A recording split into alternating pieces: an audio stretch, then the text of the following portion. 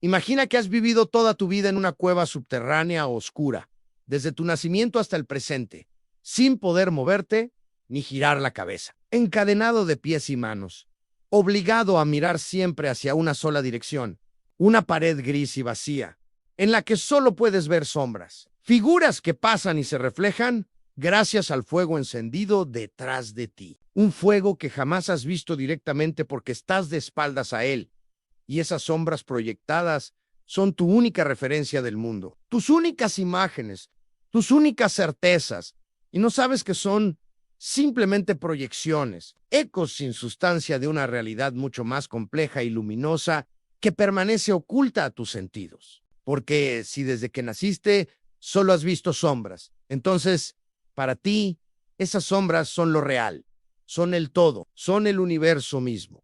Ahora imagina que un día esas cadenas se aflojan, que logras salir, que con dificultad te das la vuelta y por primera vez ves la luz del fuego. Sientes dolor en los ojos, confusión en la mente, miedo en el pecho, pero también una chispa de curiosidad que te empuja a seguir, a explorar, a subir por un camino rocoso y empinado, hasta que alcanzas la salida de la cueva y tus ojos quedan completamente cegados por la luz del sol. Esa luz que quema, que abruma, que deslumbra, pero que poco a poco te revela un mundo que nunca imaginaste.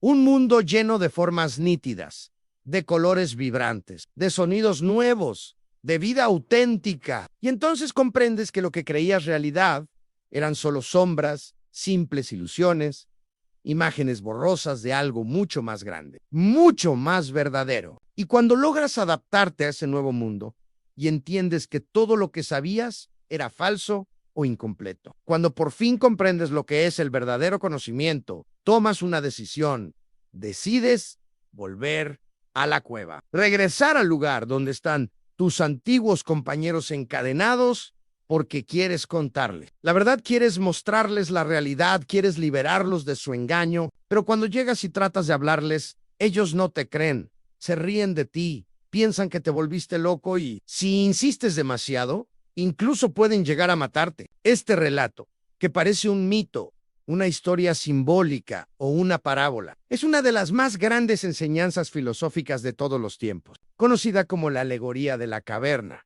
y fue escrita hace más de 2000 años, por un hombre que no solo fue filósofo, sino también matemático, escritor, político, frustrado, viajero incansable y fundador de la primera gran escuela de pensamiento de la historia. Su nombre fue Platón, y esta es su historia. Una historia que no empieza con castillos ni con reyes, sino con un joven noble que renunció al poder para buscar la verdad, que vio morir a su maestro injustamente, que caminó por tierras lejanas buscando sabiduría, que soñó con un mundo perfecto en medio de uno caótico y que decidió dejarlo todo escrito para que siglos después tú y yo estemos aquí hablando de él. En este viaje vamos a recorrer su vida, pero no solo con fechas y datos. No vamos a memorizar nombres o repetir frases vacías. Vamos a sumergirnos en su pensamiento. Vamos a tratar de mirar el mundo con sus ojos, de entender por qué su filosofía sigue siendo tan poderosa hoy como lo fue en la antigua Atenas. Vamos a descubrir a un hombre que creía que lo verdadero no siempre se ve con los ojos, que lo justo no siempre se impone con la fuerza y que lo bueno no siempre es lo que todos dicen que es. Prepárate para salir de la caverna porque esta no es solo la historia de Platón, es también la historia de una pregunta que sigue viva en cada uno de nosotros, que es la verdad. ¿Por qué creemos lo que creemos? ¿Y cómo saber si estamos viendo sombras o realidades? Atenas, siglo V a.C., una ciudad que brillaba como el centro del mundo griego, no solo por su poder militar ni por su arquitectura imponente, sino porque era el corazón del pensamiento, el lugar donde las ideas nacían, donde los poetas declamaban en las plazas, donde los oradores discutían en el ágora, donde los ciudadanos debatían sobre justicia, honor, virtud, destino, y donde los filósofos comenzaban a cuestionar todo lo que parecía cierto. En medio de ese clima, en una familia noble y bien posicionada, nació un niño llamado Aristócles. aunque el mundo lo conocería más tarde por su apodo, Platón, un nombre que según algunos significa de espalda ancha, quizás por su físico atlético, pues desde joven practicaba la lucha y el ejercicio, pero también puede referirse a su estilo de escritura, amplio, profundo, expansivo. Lo cierto es que ese niño no era uno más del montón, era un hijo de la aristocracia ateniense. Su padre llamado Aristón y su madre Perictione, ambos descendientes de antiguas y respetadas familias, con linaje que según algunas fuentes llegaba hasta Solón, el legendario legislador de Atenas. Desde pequeño Platón estuvo rodeado de educación, libros, música, gimnasia, poesía y también política, pues varios de sus parientes estaban involucrados en los asuntos públicos, en los consejos, en las guerras, en las decisiones de Estado. Y todo eso influiría más tarde en su pensamiento, en sus críticas y en sus propuestas de un nuevo orden para la ciudad ideal. Pero aunque nació en cuna noble, no vivió una infancia pacífica. El mundo que lo rodeaba estaba en agitación constante. Atenas estaba en guerra con Esparta, la famosa guerra del Peloponeso, una lucha prolongada y devastadora que afectó a toda Grecia y que dejaría huellas profundas en la mente de muchos jóvenes de su generación, incluyendo a Platón, quien desde temprano vio con sus propios ojos la traición, el caos, la inestabilidad, la injusticia y el colapso de los ideales democráticos que Atenas tanto había defendido. En medio de esa tensión, mientras el pueblo sufría hambre, peste y miedo, los jóvenes nobles como él eran educados en los valores tradicionales, en la retórica, en la música, en la geometría, pero también se preguntaban para qué servía todo eso, si el mundo estaba desmoronándose a su alrededor. Platón era un observador, un joven con alma sensible, con inquietudes profundas. No era alguien que aceptaba las cosas porque sí. Desde muy joven mostró una inclinación hacia la reflexión, hacia la búsqueda de algo más, algo que no se encontraba ni en las armas ni en el poder, sino en la mente, en el alma, en el arte de pensar. Y como todo joven inquieto, buscaba un guía, un modelo, alguien que pudiera encender esa chispa de sabiduría en su interior. Y fue entonces cuando el destino lo llevó a conocer a un hombre que no tenía riquezas, ni cargos, ni títulos, pero que con sus preguntas desarmaba a los poderosos y hacía temblar a los jueces. Ese hombre era Sócrates. Pero antes de hablar de ese encuentro, debemos entender que Platón no nació filósofo, se hizo filósofo. Y ese proceso no fue rápido ni sencillo. Fue una transformación y una ruptura interna, una especie de despertar que solo puede comprenderse si uno ha sentido alguna vez que todo lo que aprendió quizá no era verdad y que todo lo que creía saber debía ser repensado desde cero. En su juventud, Platón también soñó con ser poeta, con escribir tragedias, con participar en los concursos teatrales que tanto fascinaban a los atenienses. Incluso se dice que escribió varias obras poéticas, pero que las destruyó todas después de conocer a Sócrates, como si hubiese comprendido que la verdadera poesía era la búsqueda del conocimiento, el diálogo, la interrogación constante del alma humana. También se interesó por la política, y no era raro, viniendo de una familia con vínculos estrechos al poder. De hecho, algunos de sus parientes fueron parte del terrible régimen de los 30 tiranos, un breve pero oscuro periodo de dictadura que se instauró en Atenas tras su derrota frente a Esparta. Y aunque Platón no participó activamente, sí quedó marcado por la corrupción, la crueldad y la debilidad moral de quienes pretendían gobernar. Todo esto alimentó su decepción hacia la política real y su deseo de imaginar una política ideal. Atenas, para entonces, era un teatro de contraste, una ciudad de esplendor artístico y al mismo tiempo de profundas injusticias, una ciudad de filósofos y de soldados, de libertad y de represión, y Platón estaba justo en el medio de todo eso, como un testigo silencioso que estaba a punto de cruzarse con el hombre, que cambiaría para siempre el rumbo de su vida. Y así termina esta etapa, el nacimiento y la juventud de un joven noble en una ciudad turbulenta, pero brillante. Una ciudad que estaba a punto de ser testigo del nacimiento de una de las ideas más revolucionarias de todos los tiempos. Porque cuando se cruzó con Sócrates, no solo cambió su vida, también comenzó un camino que llevaría a Occidente entero a preguntarse qué es la verdad, qué es la justicia, y si el alma puede conocer lo eterno. En medio de la agitación de una Atenas dividida entre la gloria pasada y el miedo al futuro, entre la libertad que se desmoronaba y la tiranía que acechaba, caminaba un hombre peculiar, de rostro tosco, cuerpo robusto, sin interés por la apariencia ni por la riqueza. Un hombre que no escribía libros ni daba clases en salones lujosos, sino que enseñaba en las calles plazas, en el mercado, preguntando a todos, desde zapateros hasta generales, desde jóvenes nobles hasta esclavos recién liberados. Ese hombre se llamaba Sócrates. Para muchos era un loco, para otros un sabio peligroso, y para unos pocos, un maestro que había descubierto un modo distinto de vivir, un modo basado en la búsqueda incesante de la verdad. No una verdad impuesta desde arriba, sino una que se encuentra cuestionando, dudando, desarmando lo que creemos saber. Porque para Sócrates, la sabiduría comenzaba en reconocer que no sabemos nada. Y esa idea, tan simple pero tan profunda, haría temblar los cimientos del pensamiento griego. Fue en ese contexto cuando Platón, joven inquieto y lleno de preguntas, conoció a Sócrates. Y ese encuentro no fue simplemente el de un alumno con un maestro, fue el inicio de una revolución interna, como si una puerta se abriera en su mente y en su alma, como si por primera vez alguien le diera permiso para pensar sin límites, para cuestionar sin miedo, para buscar más allá de lo que la tradición o la autoridad dictaban. Sócrates no enseñaba verdades, no recitaba doctrinas, no ofrecía respuestas fáciles. Al contrario, desafiaba a sus interlocutores con preguntas que al principio parecían ingenuas, pero que terminaban dejando a muchos en silencio, atrapados en sus propias contradicciones.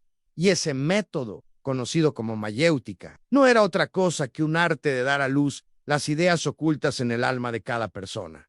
Sócrates se veía a sí mismo como una partera, alguien que no enseña lo que uno no sabe, sino que ayuda a recordar lo que el alma ya conoce, como si el conocimiento fuera un recuerdo perdido, una verdad interior que debemos despertar. Para Platón, esto fue un descubrimiento total, un cambio radical, porque hasta entonces había creído que el conocimiento venía de afuera, de los libros y de los sabios, o de la tradición. Pero con Sócrates entendió que la verdad no está escrita en las paredes ni impresa en los papiros, sino que habita en el diálogo, en la introspección, en la lucha constante por afinar la mente y purificar el alma. Platón se convirtió en un discípulo ferviente, siguió a Sócrates a todas partes, escuchó sus debates, anotó mentalmente sus ideas, incluso cuando Sócrates no dejaba nada escrito. Fue Platón quien más tarde pondría en palabras el pensamiento de su maestro, dándole forma, estructura y profundidad en sus famosos diálogos. Y aunque esos textos reflejan también el pensamiento propio de Platón, conservan la voz viva de Sócrates como una llama que nunca se apaga. Pero esa relación no fue solo intelectual, fue también emocional y existencial, porque Sócrates no solo enseñaba a pensar, enseñaba a vivir, a ser valiente frente al poder, a mantenerse firme frente a la corrupción, a no vender el alma por honores ni por oro. Y Platón absorbió todo eso como una esponja sedienta y lo llevó consigo para siempre. La figura de Sócrates también sirvió como un espejo donde Platón vio reflejada la injusticia del mundo, porque mientras los verdaderos culpables se enriquecían y los corruptos eran aplaudidos, el hombre más sabio de Atenas fue acusado de corromper a la juventud y de no respetar a los dioses de la ciudad, y esa acusación absurda pero real terminó con el juicio y la condena a muerte de Sócrates. Platón estuvo allí, fue testigo de ese proceso, y aunque no fue el único discípulo de Sócrates, fue quien más profundamente sintió el golpe, porque no solo perdió a su maestro, perdió su fe en la política ateniense, en la justicia de su ciudad, en la democracia que había permitido semejante crimen, y en ese momento nació en él no solo un filósofo, sino un hombre con una misión la misión de encontrar un nuevo camino, un camino donde la razón y la virtud no sean aplastadas por la ignorancia y la multitud, sino elevadas como los verdaderos pilares de la vida. Sócrates murió bebiendo cicuta, rodeado de sus amigos, hablando de la inmortalidad del alma y del deber de vivir según la razón hasta el último aliento. Y Platón, marcado para siempre por esa escena, se retiró por un tiempo, confundido, herido, decepcionado, pero también determinado a no dejar que la voz de su maestro se apagara. Y así nació su propósito: rescatar la verdad, construir un nuevo mundo de ideas, imaginar una ciudad donde los sabios gobiernen y la justicia no sea solo una palabra bonita, sino una estructura real del alma y de la sociedad. Ese fue el legado que Sócrates encendió en Platón, una llama que cruzaría siglos y continentes, una chispa que aún hoy nos sigue preguntando si estamos viviendo en la caverna o caminando hacia la luz. La muerte de Sócrates no fue solo una tragedia personal para Platón, fue un terremoto filosófico, una herida en la razón, una señal de que el mundo que lo rodeaba estaba profundamente enfermo, porque si el hombre más justo, más sabio, más valiente y más incorruptible que había conocido podía ser condenado por la misma ciudad que lo crió, entonces algo fundamental debía replantearse desde sus raíces. Platón no se quedó para ver cómo el veneno hacía efecto, pero supo exactamente lo que pasó. Escuchó los últimos diálogos de Sócrates, cómo hablaba con serenidad sobre el alma, sobre la inmortalidad, sobre el deber de seguir el camino de la virtud hasta el final. Como la democracia que todos alababan podía transformarse en una tiranía disfrazada de libertad. Cómo los juicios podían convertirse en espectáculos y la verdad ser aplastada por la opinión popular.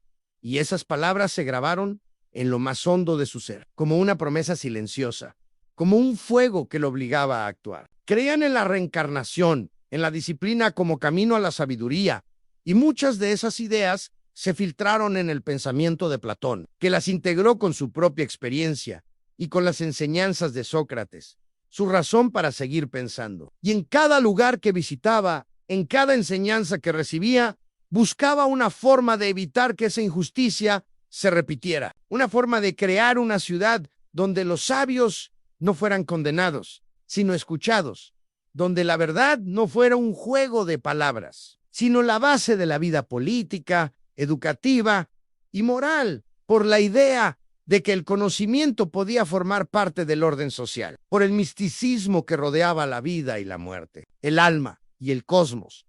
Y fue entonces cuando empezó a vislumbrar lo que más tarde llamaría el mundo de las ideas, una dimensión invisible pero eterna, donde habitan las formas puras, perfectas, inmutables, de todo lo que existe, un universo que aún hoy sigue iluminando nuestras preguntas más fundamentales, las matemáticas sagradas, la geometría como lenguaje del cosmos.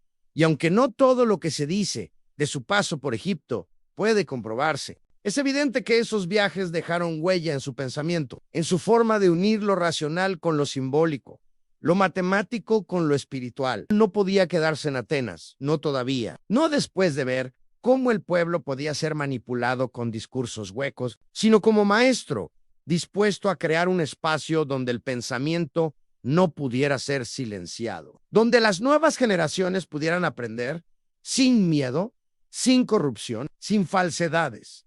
Necesitamos entender lo que Platón había descubierto en esos años de viaje, la convicción profunda de que el conocimiento verdadero no se encuentra en el mundo de los sentidos, sino en la mente, en el alma, en una realidad que no se ve con los ojos, pero que se puede contemplar con el intelecto. Una realidad eterna e invisible, el mundo de las ideas. Así que Platón decidió alejarse, marcharse, dejar atrás la ciudad que había matado a su maestro y comenzar un viaje que no solo sería físico, sino también espiritual, filosófico, interior.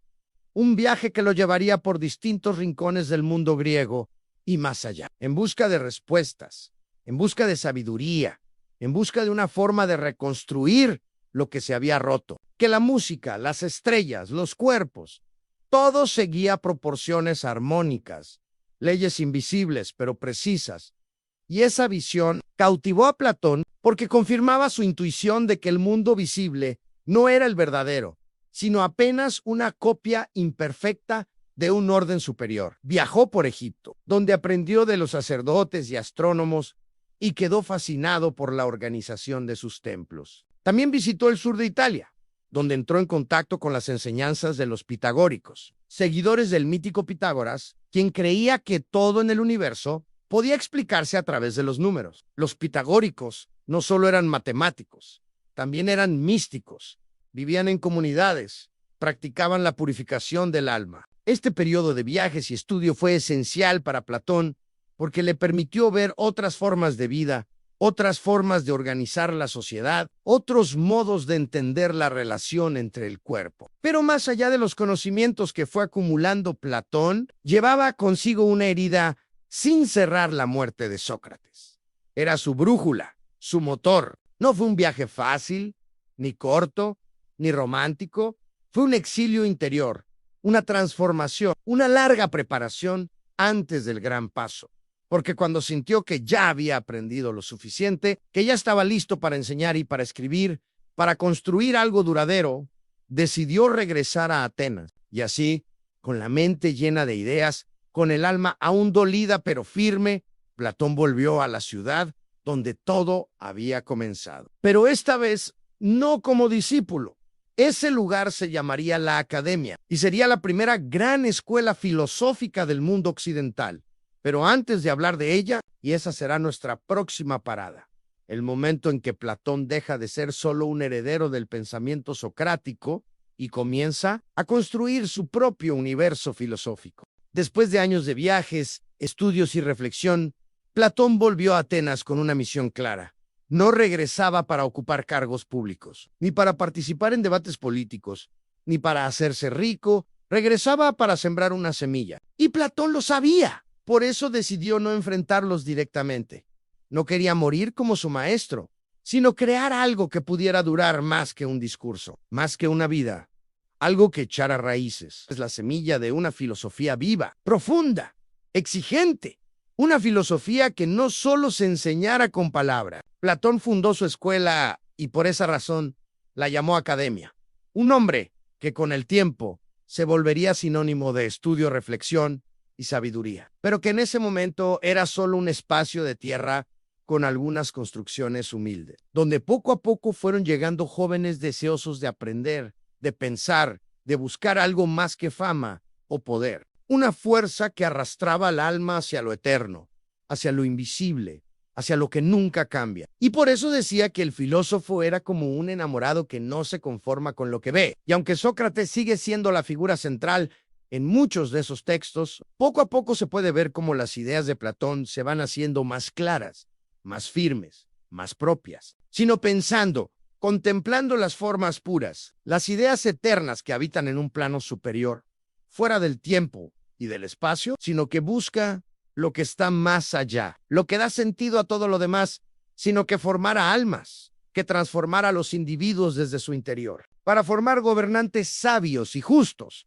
Por eso en su academia no solo se discutían ideas, también se formaban almas, se entrenaban futuros líderes, se preparaban ciudadanos capaces de construir una polis más justa. Y aunque sabía que eso era difícil, nunca dejó de intentarlo. Nunca abandonó la esperanza de que una ciudad pudiera ser guiada por la razón y no por los deseos desordenados o las pasiones momentáneas, donde enseñar no era repetir fórmulas, sino ayudar a otros a despertar, a ver con claridad, a vivir con sabiduría. Y ese legado no se apagó con su muerte, sino que creció, se multiplicó, cruzó fronteras y siglos, y sigue vivo en cada aula, donde alguien se atreve a pensar por sí mismo. Atenas había cambiado desde la muerte de Sócrates, pero no lo suficiente.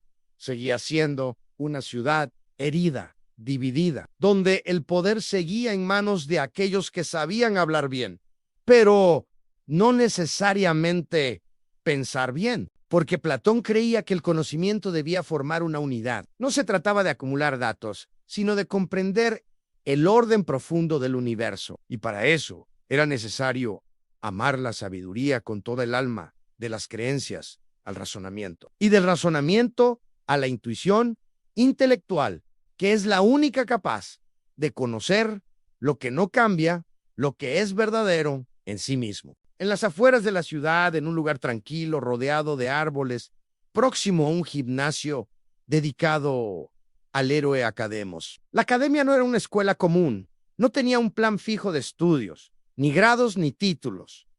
Era un lugar de conversación, de diálogo, de investigación, libre, donde la filosofía no era una materia más, sino el centro de todo. El arte de vivir bien y de pensar con claridad, de buscar la verdad sin descanso, y para Platón eso implicaba mucho más que leer libros. Implicaba entrenar el alma, purificar el pensamiento, vivir con rectitud. En la academia se estudiaba geometría, astronomía, lógica, ética, política, música, y todo estaba relacionado. Y sí, para Platón la filosofía no era solo una disciplina, era un amor, un deseo ardiente por la verdad. En sus diálogos, Platón puso en palabras esas ideas, pero no lo hizo de forma sistemática ni fría, sino como obras literarias, donde los personajes conversan, se contradicen, exploran posibilidades. Una de sus convicciones más profundas era que el mundo que vemos con los sentidos no es el mundo real, es apenas una copia, una sombra, una apariencia, y que el verdadero conocimiento no se obtiene observando lo sensible. Para explicar esto, solía usar imágenes, metáforas, y una de las más famosas es la línea dividida, donde muestra cómo pasamos de las opiniones a las creencias. Pero más allá de las teorías abstractas, Platón estaba convencido de que la filosofía debía servir para transformar la vida, para mejorar la ciudad. Su ideal era claro, que los filósofos se convirtieran en gobernantes o que los gobernantes se convirtieran en filósofos. La academia funcionó durante más de 900 años después de su fundación. Fue el modelo para todas las universidades que vendrían después. Y en sus primeros años reunió a algunas de las mentes más brillantes de su tiempo, incluyendo a un joven llamado Aristóteles, quien más tarde desarrollaría su propia visión del mundo. Diferente en muchos aspectos, pero nacida en ese mismo suelo fértil de pensamiento. Así fue como Platón, lejos de las plazas donde murió su maestro, creó un refugio para la filosofía, una fortaleza del pensamiento, una escuela del alma. Platón había regresado a Atenas no solo para enseñar, sino para construir una nueva forma de mirar el mundo. Y en la academia dio el primer gran paso en ese camino. Una de las intuiciones más poderosas que Platón desarrolló tras años de estudio, contemplación y diálogo fue la idea de que el mundo que percibimos con nuestros sentidos no es el mundo real. Es apenas una copia, una ilusión, una sombra que imita de forma imperfecta algo mucho más puro, mucho más verdadero, algo que no cambia, que no nace ni muere, algo que siempre es. Los cuerpos se enferman, las construcciones se derrumban, todo lo que nace está destinado a morir. Y por eso no puede darnos un conocimiento firme, eterno, verdadero. Solo podemos tener opiniones sobre esas cosas, no certezas. Este fue uno de los pilares de su pensamiento, una visión que cambiaría la historia de la filosofía y que daría origen a lo que conocemos como el mundo de las ideas o el mundo de las formas, una realidad invisible pero más real que cualquier cosa que puedas tocar o ver, según la cual conocer no es aprender algo nuevo, sino recordar lo que el alma ya sabe. El conocimiento verdadero es un acto de recuerdo, una recuperación de lo que ya habita en lo más profundo de nuestro ser. Debe aprender a mirar más allá, a contemplar con el pensamiento lo que no puede ver con los ojos. Debe buscar las ideas, las formas puras que dan sentido y estructura a todo lo que existe. En la base están las imágenes, luego los objetos sensibles, luego los conceptos matemáticos. Y en la cima, lo más alto que se puede alcanzar, está la idea del bien, la más importante de todas, la que ilumina a las demás. Como el sol que permite ver todo en el mundo físico, la idea del bien es la causa de todo lo que es justo, bello y verdadero. Y por eso la filosofía es, en última instancia, un camino hacia dentro del alma, hacia la memoria de lo eterno, Para Platón, todo lo que existe en el mundo material está en constante cambio, envejece, se rompe, desaparece, las flores se marchitan, sino lo que entendemos con el alma, lo que contemplamos con la mente purificada.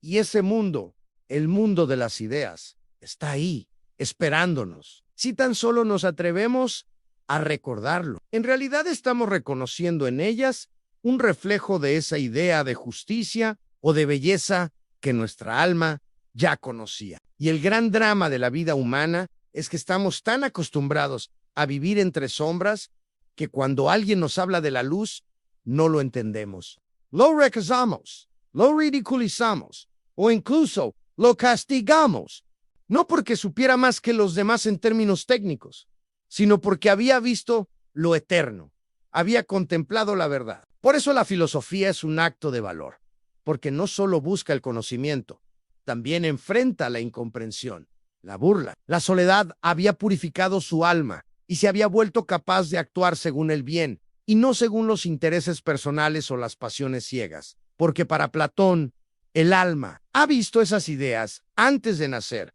en un tiempo anterior, en un estado puro. Pero existe otro plano de realidad, uno que no cambia, donde habitan las esencias puras, perfectas, eternas. Por ejemplo, cuando hablamos de belleza, no nos referimos solo a un rostro bonito o a una pintura armoniosa, sino a la belleza misma, a esa cualidad intangible que hace que algo sea bello.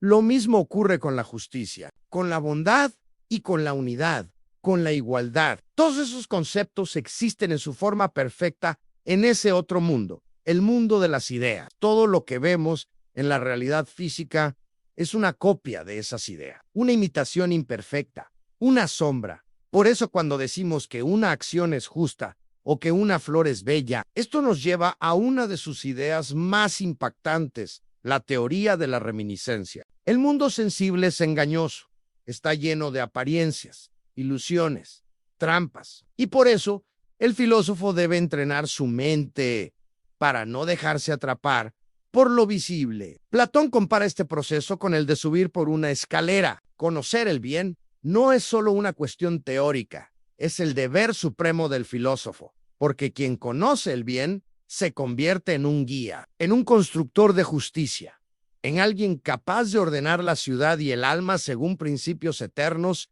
y no según caprichos del momento. Por eso Platón creía que el gobernante ideal debía ser un filósofo. El mundo de las ideas no es una fantasía para Platón, es la única realidad verdadera. Todo lo demás es sombra, reflejo, copia. Esa es la tragedia de Sócrates, la tragedia del sabio, la tragedia del alma que ha visto la verdad, pero vive entre los que solo conocen sombra. Y aún así, para Platón, ese viaje vale la pena, porque nada es más importante que despertar, salir del engaño, descubrir lo que es verdaderamente real y vivir de acuerdo a ello. Esta visión metafísica, profunda, radical, es el corazón de su filosofía. La idea de que lo que más importa no es lo que tocamos ni lo que poseemos. Imagina por un momento que toda tu vida has estado encadenado dentro de una cueva profunda, oscura y cerrada, junto a otros prisioneros que también nacieron allí. Encadenados como tú, sin poder girar la cabeza, mirando siempre hacia una pared rocosa frente a ustedes. Detrás, muy lejos, hay un fuego encendido, y entre ese fuego y ustedes hay un muro. Con esfuerzo, dolor y confusión, se pone de pie por primera vez. Gira la cabeza, ve la luz del fuego y queda cegado, desorientado, aturdido. No entiende lo que está viendo. Se siente mareado. Casi quiere regresar a la comodidad de las sombras, que hay una realidad más alta, más noble, más luminosa que la que conoció en la cueva. Sus ojos ya no están adaptados a la penumbra. Sus palabras parecen delirios y piensan que ha perdido la razón. Y si insiste demasiado, podrían incluso matarlo. Y una vez que ha descubierto todo eso, siente el deber de regresar. Una metáfora profunda que Platón presentó en su diálogo titulado República y que resume toda su filosofía, porque esa cueva no es un lugar físico, es nuestra condición humana, nuestra mente atrapada en los sentidos, en las apariencias, en las opiniones, en lo que se ve, pero no se entiende de contarles a los demás lo que ha visto, de liberar a los que siguen encadenados en la oscuridad. Más verdadero, las cadenas son nuestras creencias falsas, nuestros prejuicios, nuestra ignorancia. El fuego es el mundo de las imágenes, de las imitaciones, y el sol, al final del camino, representa la idea del bien. En el arte, porque toca algo esencial en cada uno de nosotros, la sospecha de que hay algo más allá. A mirar con nuevos ojos, a buscar la verdad en un mundo que muchas veces solo ofrece reflejos, algo que no vemos pero intuimos, y que nos llama, nos empuja, nos espera, la fuente de toda luz, de toda verdad, de toda realidad, a cuestionar lo que damos por sentado, a buscar la verdad aunque duela, aunque nos deje solos, aunque el camino sea largo. Y el deber más alto del ser humano es salir de la caverna, contemplar la luz y volver con el fuego de la verdad en el corazón. Pero hay algo dentro de él que lo impulsa a avanzar y comienza a caminar hacia la salida de la cueva desde lo cambiante hacia lo eterno. Y el regreso a la cueva es la obligación moral del filósofo, que no puede quedarse en la contemplación solitaria, sino que debe volver para ayudar a otros a despertar, aunque eso implique rechazo, burla o persecución por encima del cual otras personas pasan, objetos, figuras, estatuas, representaciones de seres vivos, de árboles, de animales, de cosas cotidianas. Pero ustedes no ven a esas personas ni a los objetos reales. Solo ven sus sombras proyectadas en la pared, esas sombras en movimiento, esas figuras oscuras que se mueven sin cesar. Son todo lo que conocen, son su realidad, su universo, su verdad. Incluso les han puesto nombres, han aprendido a distinguirlas, a organizarlas, a debatir sobre ellas, como si eso fuera todo lo que existe. Ahora, imagina que uno de los prisioneros logra liberarse. Ese camino es duro, escarpado, lleno de obstáculos, pero poco a poco sus ojos se acostumbran a la luz. Primero ve los objetos que antes solo eran sombras. Después sale de la cueva y queda deslumbrado por la luz del sol. Una luz tan intensa que al principio no puede soportar, pero que lentamente revela un mundo completamente distinto, lleno de color, de profundidad, de verdad. Y ese prisionero comprende por primera vez que lo que había visto antes no era real, que solo eran apariencias, copias, sombras. Ve el cielo, los árboles, el agua, el sol, y comprende que todo eso es lo verdadero. Pero al regresar, no es recibido con alegría ni con gratitud. Los demás prisioneros no entienden lo que dice, lo ven confundido. Esta es la alegoría de la caverna, una de las imágenes más poderosas de la historia del pensamiento. Las sombras son los objetos del mundo sensible, las cosas que creemos conocer pero que solo son reflejos de algo más alto, más puro. El camino hacia afuera es el proceso filosófico, el ascenso del alma, desde la ignorancia hacia el conocimiento, desde las apariencias hacia las ideas. Platón no presenta esta alegoría como un simple cuento, sino como una radiografía del alma humana, una advertencia, una guía, una llamada urgente a salir de la oscuridad, porque para él vivir entre sombras no es vivir plenamente, es solo sobrevivir, es vivir engañados, dormidos. Esta imagen ha atravesado los siglos, ha sido interpretada de mil maneras en la religión, en la psicología, en la política. La caverna no está afuera, está dentro, y salir de ella no depende de romper barrotes físicos, sino de atrevernos a pensar. Y eso, precisamente, es lo que hizo Platón, y lo que nos sigue enseñando a hacer. Para Platón, el alma no era simplemente una parte del cuerpo, ni una chispa temporal, ni un aliento que desaparece al morir. Era lo más importante que tenemos, lo más verdadero que somos.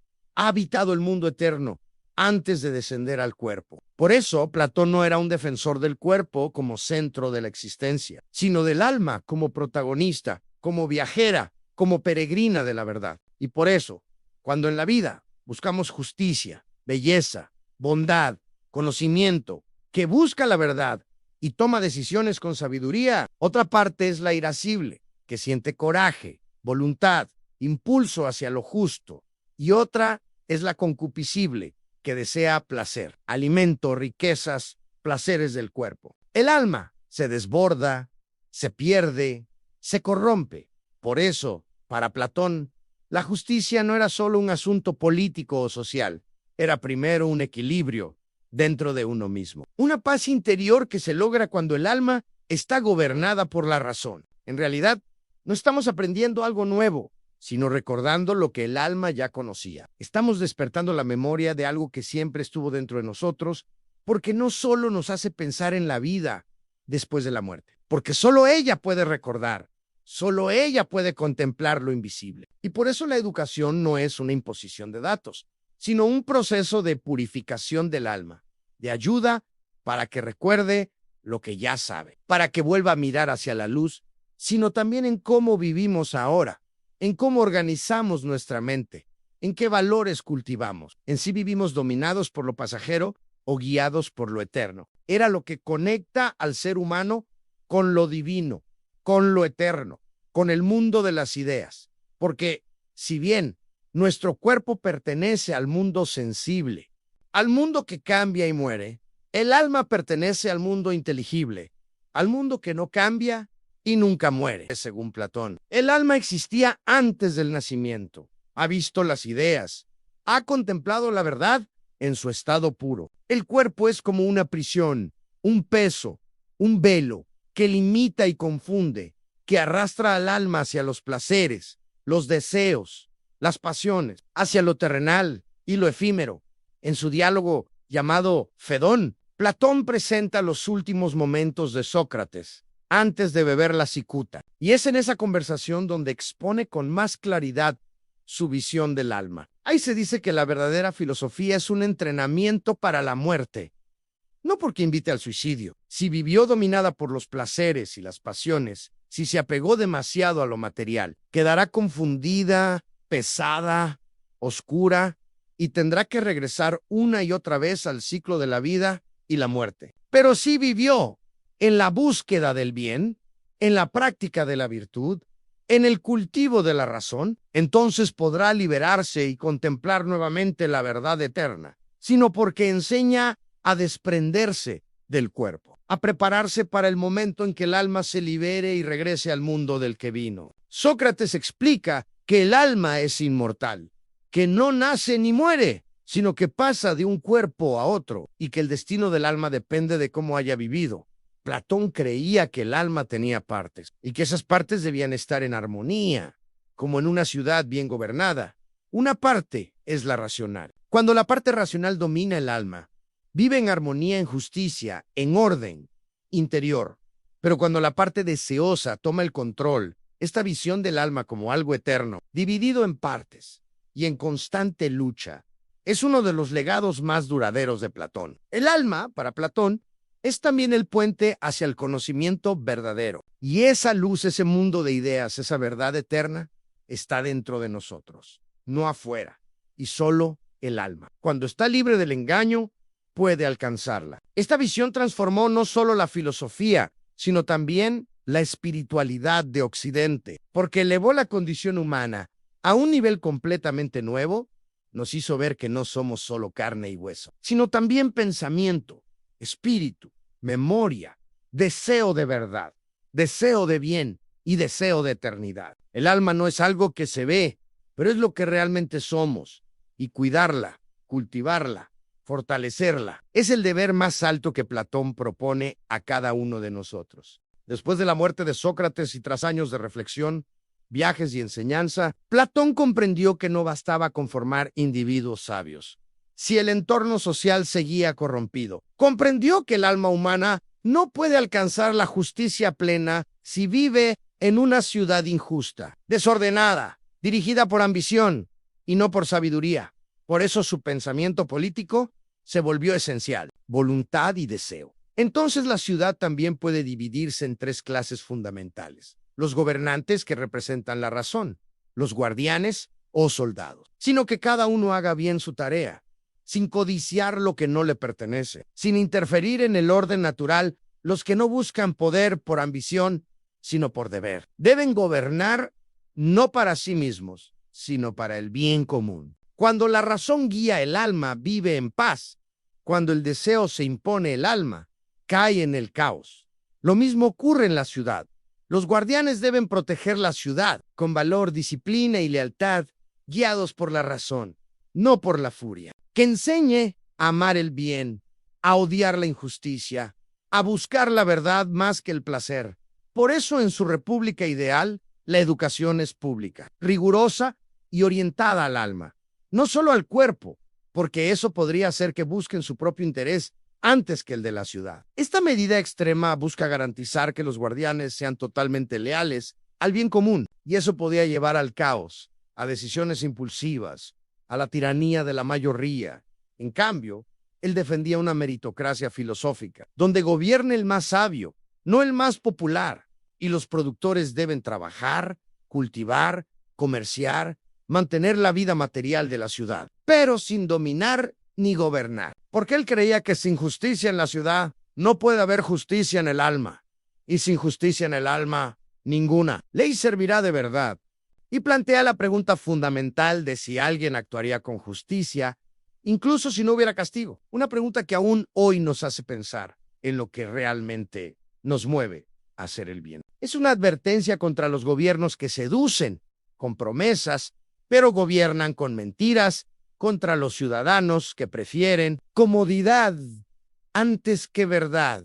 ¿Qué pasaría si buscáramos justicia no como castigo, sino como armonía, que representan la voluntad y el coraje? Y los productores, que representan el deseo y se encargan de satisfacer las necesidades materiales. Y aunque ese sueño nunca se realizó completamente, su influencia fue inmensa. Inspiró a generaciones de pensadores, de políticos, de revolucionarios, y aún hoy sigue siendo una pregunta abierta que resuena en toda sociedad, porque son los únicos que conocen el bien en sí. Los únicos que no buscan el poder por interés personal, sino por amor a la justicia. Platón sabía que esta idea parecía imposible, incluso utópica, pero estaba convencido de que sólo así se evitarían los errores que destruyen a las ciudades, los abusos de los tiranos, las manipulaciones de los demagogos, la ignorancia disfrazada de sabiduría, no como un conjunto de leyes o sistema, sino como una extensión natural de su filosofía del alma. Platón no quería repetir los errores de Atenas, la misma ciudad que había condenado a muerte al hombre más justo que él conoció. Por eso su visión política nace de una experiencia dolorosa, pero también de una profunda esperanza. La esperanza de que, si es posible, construir una ciudad donde reine la justicia, donde cada persona ocupe el lugar que le corresponde según su naturaleza, y no según la riqueza, el linaje o la fama. En su obra, La República, Platón construye una imagen poderosa de lo que podría ser un Estado verdaderamente justo, y lo hace a través del diálogo, dejando que las ideas nazcan paso a paso, como si fueran revelaciones que surgen del alma misma. La base de su propuesta es la comparación entre el alma humana y la ciudad. Si el alma está dividida en razón para que la ciudad funcione en armonía, cada clase debe hacer lo que le corresponde, sin invadir las funciones de las otras. La justicia no es que todos hagan lo mismo. Los gobernantes, que son los filósofos, deben ser los más sabios, los que han contemplado la idea del bien. Esta estructura no es una simple jerarquía, es un orden basado en la virtud, en el equilibrio, en la armonía, igual que en el alma. Platón también hablaba de la educación como la clave para formar ciudadanos justos. No bastaba con leyes, se necesitaba un sistema educativo que forme desde la infancia. Otra idea revolucionaria que propone es la comunidad de bienes y de familia para los guardianes. Es decir, que los guerreros no deben tener propiedades privadas ni formar familias individuales. Pero lo más impactante de su propuesta política es la afirmación de que los filósofos deben gobernar. Para Platón, la democracia, como la conoció en Atenas, era peligrosa, porque daba el mismo poder de decisión a todos, sin importar su conocimiento o virtud. En la República también se habla del mito del anillo de Gyges, que vuelve invisible a quien lo lleva. La visión política de Platón no es fácil de aceptar. Es exigente e idealista, pero también profundamente coherente con su filosofía. Su república no es un sistema cerrado. Es una invitación a pensar cómo vivimos, ¿Cómo nos organizamos? ¿Qué tipo de líderes elegimos? ¿Qué valores cultivamos? Platón soñó con una ciudad gobernada por la luz de la razón, por la contemplación del bien, por el amor a la sabiduría. ¿Qué pasaría si los sabios gobernaran? ¿Qué pasaría si educáramos a los niños para amar la verdad más que el poder? Esa es la ciudad que Platón imaginó y esa es la ciudad que tal vez aún podemos construir. Los últimos años de la vida de Platón no fueron años de descanso, fueron años de enseñanza intensa, de escritura profunda, de formación de discípulos que continuarían el camino que él había comenzado. En la academia se reunían jóvenes de todas partes del mundo griego, atraídos por el prestigio del maestro, por su sabiduría. Está repitiendo el impulso platónico de desconfiar de los sentidos, cuando Freud habla del yo, el ello y el super-yo, sin saberlo. Está reflejando la división del alma platónica, por la promesa de encontrar respuestas a las preguntas que quemaban en el alma humana si el alma sobrevive a la muerte. Si la justicia puede ser real y no solo una palabra. Estamos haciendo preguntas platónicas, porque Platón no solo nos dejó respuestas, nos dejó preguntas eternas. No el deseo de placer ni de poder, sino el anhelo de comprender, de elevarse, de mirar con los ojos del alma, sino que quiere comprender, quiere recordar, quiere volver a ese mundo invisible, donde todo tiene sentido, y que aún hoy, después de más de 2000 años, sigue encendiendo llamas en las mentes que se atreven a pensar. La política, el alma, la belleza, el conocimiento, el universo, la educación, y en todos ellos buscó siempre lo mismo, lo eterno, lo verdadero, lo bueno. Eso es en cada conversación donde alguien se atreve a preguntar, ¿por qué? Para que, como sabemos, ¿qué es lo justo? ¿Qué es lo bello?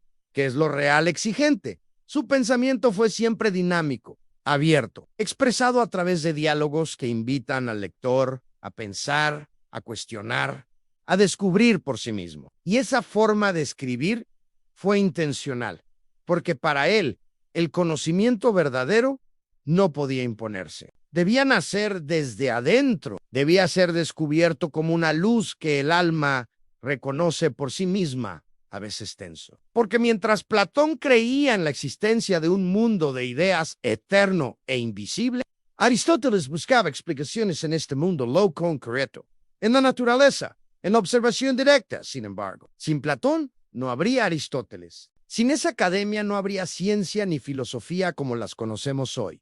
Jóvenes estaba algunas fuentes. Dicen que lo hizo tranquilamente, rodeado de sus discípulos, otras que fue mientras asistía a una boda, como si la vida no dejara de fluir incluso en sus últimos momentos. Lo que sí sabemos es que vivió más de 80 años, una vida larga para su tiempo, pero sobre todo una vida llena, intensa, dedicada a pensar, a enseñar, a buscar la verdad. Uno fundó no solo la academia como institución, sino también la forma en que Occidente entendería la filosofía durante siglos. Su influencia llega a la teología cristiana, al pensamiento islámico, a la filosofía medieval, al Renacimiento, a la Ilustración, a la educación moderna, incluso a la política y el arte, que se convertiría en uno de los pensadores más influyentes de todos los tiempos. Aristóteles, quien llegó a la academia a los 17 años y permaneció allí durante 2 décadas, aunque más tarde tomaría un rumbo filosófico distinto. Siempre reconoció la grandeza de Platón y el impacto que tuvo en su formación. El diálogo entre maestro y discípulo fue intenso. Platón no dejó una sola obra cerrada ni un sistema rígido. No sabemos con certeza cómo murió. Su legado es incalculable. Cuando Agustín da Hipona escribe sobre Dios y el alma, lo hace con categorías que vienen de Platón. Cuando los neoplatónicos interpretan el universo como una emanación de la unidad, están siguiendo su huella. Cuando Descartes busca certezas indudables. Incluso hoy, cuando nos preguntamos si hay algo más allá de lo material, si existe una verdad que no cambia, su pensamiento fue tan vasto que abarcó casi todos los temas imaginables. El amor, incluso inventó una palabra que usamos hasta hoy, filosofía. El amor por la sabiduría, para él. Eso era lo que definía al verdadero ser humano.